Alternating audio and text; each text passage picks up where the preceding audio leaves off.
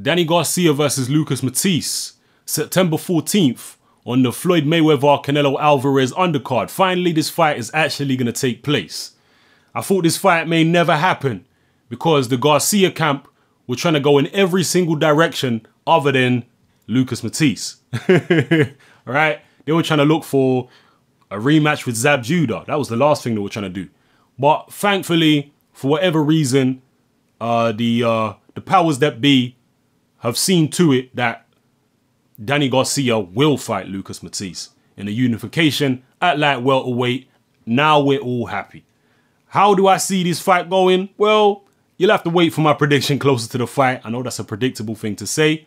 But yeah, you'll have to wait for my prediction closer to the fight. But my initial feeling is that Lucas Matthysse will probably win this fight and that he'll probably knock Danny Garcia out. That's my initial feeling. But obviously, I want to go and look at a lot of their fights again and try and spot little things here and there and see how I think the styles will gel after watching, rewatching a lot of their fights.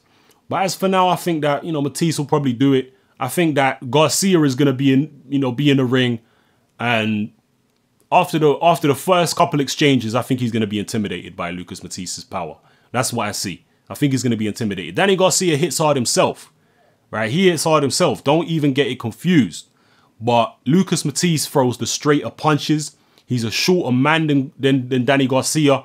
I think Garcia might struggle to land his big shots on a shorter opponent like Lucas Matthysse, who does keep his hands up fairly well. I'm not saying Lucas Matthysse is any kind of defensive wizard. He's not.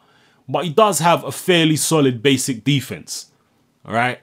And, Danny Garcia, like I say, is quite a bit taller than, I think he's like 3 or 4 inches taller than Lucas Matthysse. So I think he may struggle a little bit landing those big shots because, Danny Garcia is not a guy who throws many uppercuts. Right? He's known for his left hook. He also has a right, pretty much an overhand right or a right hook that he also throws. But it's primarily his left hook. That's his money punch. But in terms of shots up the middle, you don't really throw shots up the middle. In terms of straight shots, you don't really throw many straight shots either.